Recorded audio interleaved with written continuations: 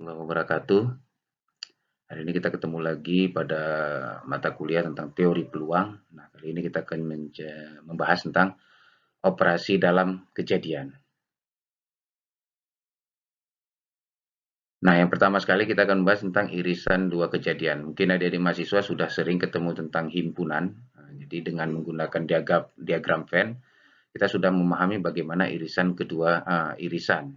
Jadi pada himpunan juga kita akan terapkan pada teori peluang ini tentang suatu kejadian. Jadi lambangnya sama, himpunannya itu kejadian A ada akan terjadi irisan pada kejadian B. Jadi irisan dua kejadian A dan B akan menghasilkan variabel X, di mana X adalah anggota bilangan A, ya. Jadi X ini elemen atau anggota dari A, himpunan A, dan X juga merupakan elemen atau anggota dari himpunan atau kejadian B. Nah, di sini X merupakan kejadian A, dan X juga merupakan anggota dari kejadian B. Sehingga bisa kita membuat sebuah diagram Venn ya. Jadi A itu kejadian pada angka 1, 2, 3, 4, dan 5. Jadi di sini ada angka 1, angka 2, angka 3, angka 4, angka 5. Kita buatkan seperti itu. Ini adalah himpunan kejadian A, dan B adalah himpunan kejadian untuk angka 2, ya 2, 4, 6, 8. Nah, ini himpunan B, dan ini himpunan A. Nah, ini merupakan sebuah kejadian pada A dan B, sehingga bisa kita gambarkan dengan diagram seperti ini. Selanjutnya A iris B, ya. Jadi A irisan B kejadian itu adalah kejadian angka 2 dan angka 4. Nah, jadi kalau ini A, ya, yang warna kuning lingkarannya, kemudian yang B adalah lingkaran hijau. Nah, ini contoh irisan dua kejadian pada A dan B.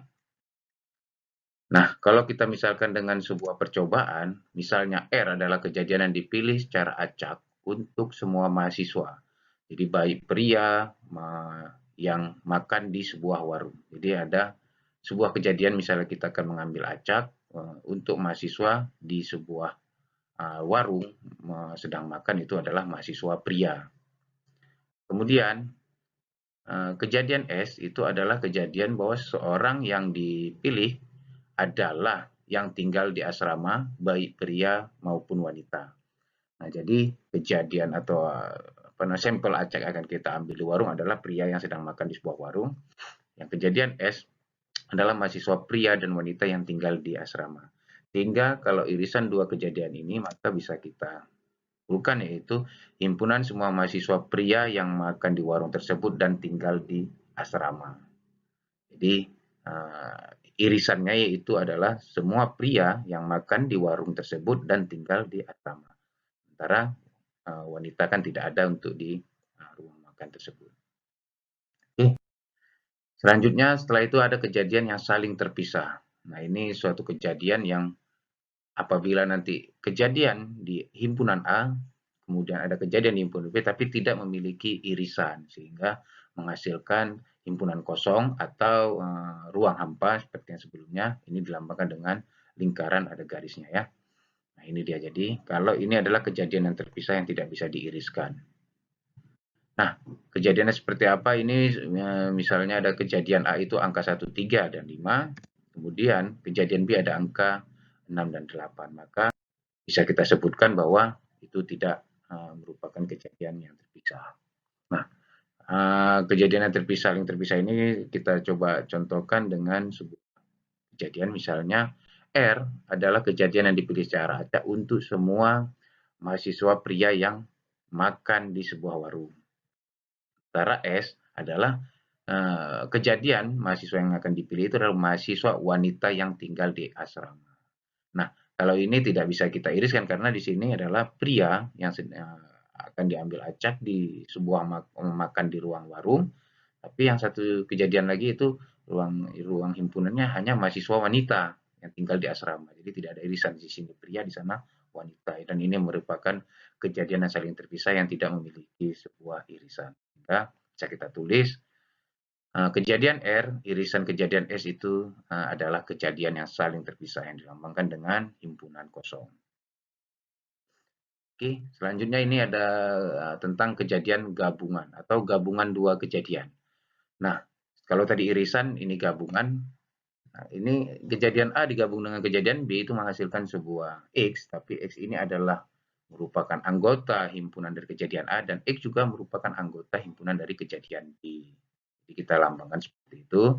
Nah, ini contohnya seperti tadi, jika kejadian A itu adalah 1, 2, 3, 4, dan 5, sementara kejadian B adalah 2, 4, 6, 8. Kalau tadi diiriskan itu 2 dan 4, maka kalau gabungan, maka kejadian A digabung dengan kejadian B akan menghasilkan berarti kejadian angka 1, 2, 3, 4, 5, 6, 7, 8. Jadi kalau digabungkan semua himpunan ini menjadi sebuah gabungan dua kejadian. Kalau irisan tadi hanya 2, 4 saja, tapi kalau gabungan semuanya kita gabungkan. Nah, untuk gabungan ini bisa jadi nanti kejadian B itu akan masuk ke dalam semua kejadian A. Misalnya saja kejadian B hanya angka 2 dan 4. Ya, kita contohkan ini 2 dan 4, maka kejadian A gabung B itu ini dia semua 1, 2, 3, 1, 2, 3, 4, 5. Karena kejadian B hanya 2 dan 4 contohnya. Atau berarti semua kejadian B itu masuk ke dalam semua kejadian A. Atau kebalikannya, misalnya semua kejadian A itu masuk ke dalam kejadian B. Contohnya misalnya di sini kejadian B itu 2, 4, 6, 8. Ini dia.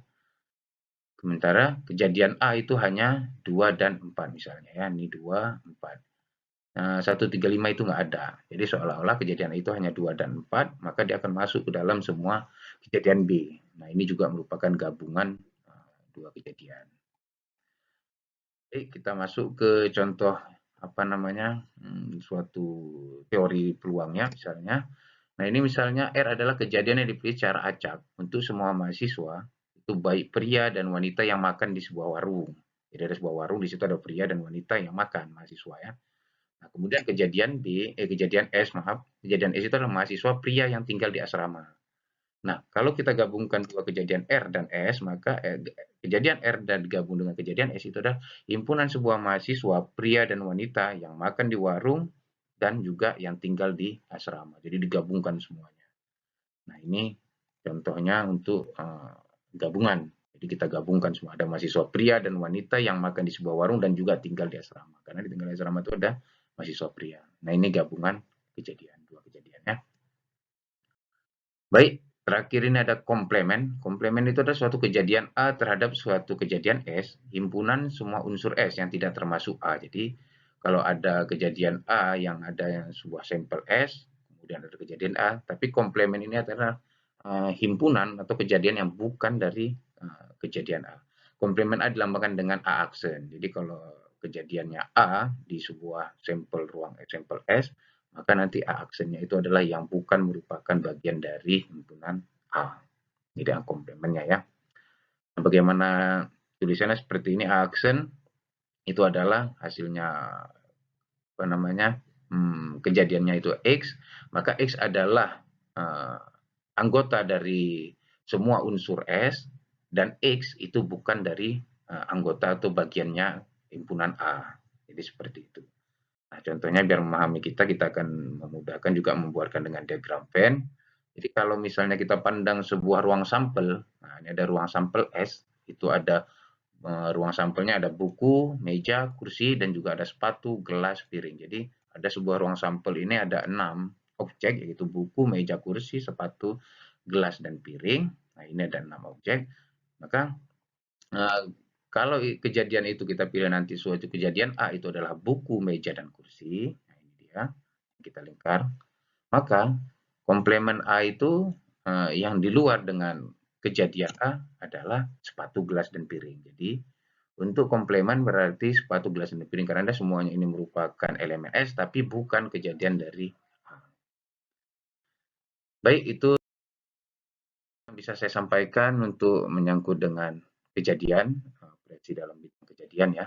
Jadi mudah-mudahan kita membuatnya dalam sebuah diagram Venn untuk menganalisis teori peluang pada sebuah operasi kejadian.